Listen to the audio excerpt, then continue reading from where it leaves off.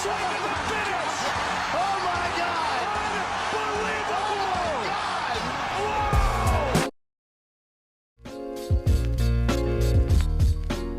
Talk to me about the fight itself. Kind of, did it surprise you how it played out? And I guess ultimately went wrong. What do you think went wrong for your friend Aljamain? Aljo was doing what he was supposed to do. He was there. He was playing smart. He was fighting smart fight. And of course, plan was to take Sean down, but Sean was doing good, like footwork and everything. And second round, the people start booing, Aljo, and then Aljo, the people affect Aljo. Aljo make decision to close the distance and like a strike. That's where Sean got him. But Aljo was still in. He was fighting. He was trying to grab the leg, and he hit 10 other side, and that's where Margada stabbed him. It was my opinion, like as a fighter, I would say it was early stoppage. I don't want, like me, for example, when I'm fighting, I rather die there. I rather go out. I rather sleep. I don't want to save me. I'm a fighter. That's why I prepare. I rather get knocked down. Because we need months or sometimes 1 year to fight. This is not like we're not fighting every day. See now. What happened? It's a champion. It gave them chance. It wasn't like cold knockdown. And so yeah, basically that was it. But Aljo handled that's like very, very, very well. Like champion. And me, I was just right away. I was just screaming. It was early stoppage. But like nothing we can change now. The Sean did what he was supposed to do. He was he keep a fight stand, and then he got his best shot and dropped Aljo, and now he has a belt. He's the champion now.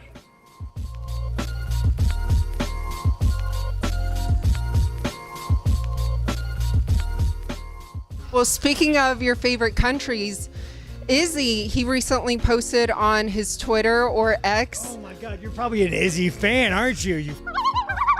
Well, he told the Sifu, okay? He told Sifu he's gonna knock you out for China. Who the f is Sifu? It means master. Oh, I have no master, Izzy. I mean, of course Izzy has a master. He's China's little I mean, would you not expect anything else from Izzy bowing down to his master China? Here's the thing, Helen. Let me tell you about Izzy. I always call him the Chinese champion, right? And I don't think that's accurate, you guys. And I'll tell you why. Because Izzy's words himself, he only did it for money. So is it more of Chinese champion or the Chinese? So I think we need to go away from the Chinese champion and bring back the Chinese. His words, not mine. That's what Izzy is.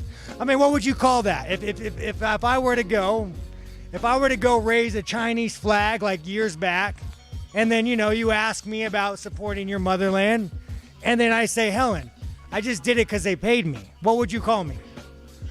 Multicultural. No, you'd call me a. It's okay. Helen doesn't want to say it just in case she has to interview Izzy, but yeah, Izzy's a guys.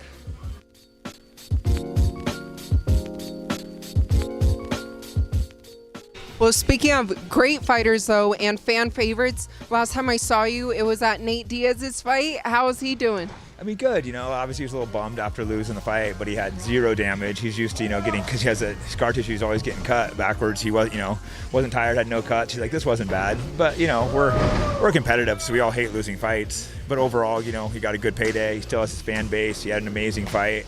I mean, who knows? Maybe an MMA fight. Yeah. Do you think that would be next, him versus Jake in MMA, or do you think that he goes back to MMA or UFC? I honestly haven't had that talk with him, so I can't really give any insight.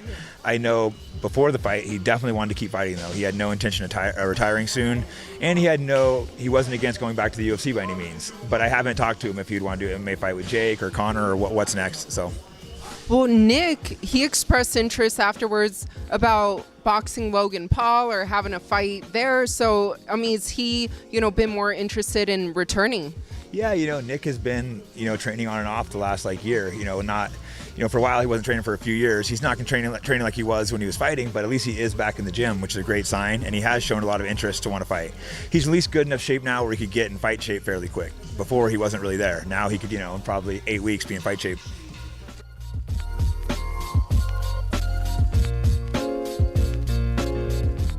Who would want to fight you, but you're here in London waiting for the call? Hey, I'm a real fighter. This is what I do. This is how I feed my family. These boys been getting money way other ways, and they want some respect in this game, so they called me here.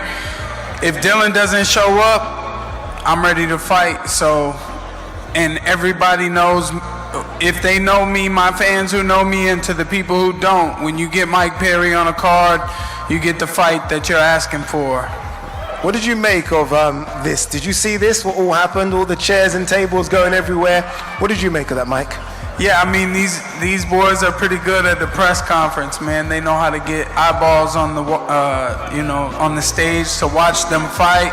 They got lots of fans, millions of followers, but I put a lot of blood, sweat, and tears into this game my whole life. So, I mean, it's fun. It's the entertainment business, right? That's what we do, but it's different. If y'all look up my fights, that's entertainment. Agreed, I can 100% agree with it. Entertainment, blood, sweat, and tears, everything. So what do you do now between now and October 14th? Do you make weight up until October the 14th? Do you have to do a whole camp and then wait just in case Dylan Dennis doesn't turn up on the day?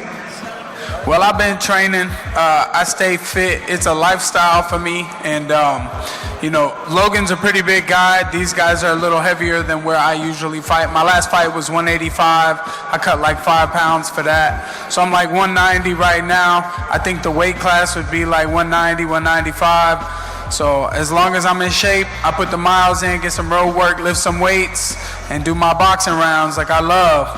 I'll be ready to show up if they need me. So let's do it. Let's do it. Platinum Mike Perry. Calla, I think it's a crazy standby. Also, real quick, Anthony Taylor been talking a lot of shit on Twitter, so he can get it too. He was talking about the Misfits boxing. He said he'll come to bare knuckle boxing. Listen, y'all got to see my bare knuckle shit. I fought my MVP, Michael Venom Page, in this building last year, 1 year ago, man. It was a banger. It was a banger. I watched that. I was there. Platinum Mike Perry, it's great to have you here. Calla, Mike Perry as a standby. Can he not get on the card regardless? I was just about to say, I mean, that's a great fight against Anthony Taylor. That's one we need to look at, yeah? But, look, we're putting the card together at the moment. It's great that Mike yesterday agreed to this, and that's, but that's the sort of guy he is, yeah? He's bare-knuckle world champion, This is a legit, real deal piece of steel, yeah?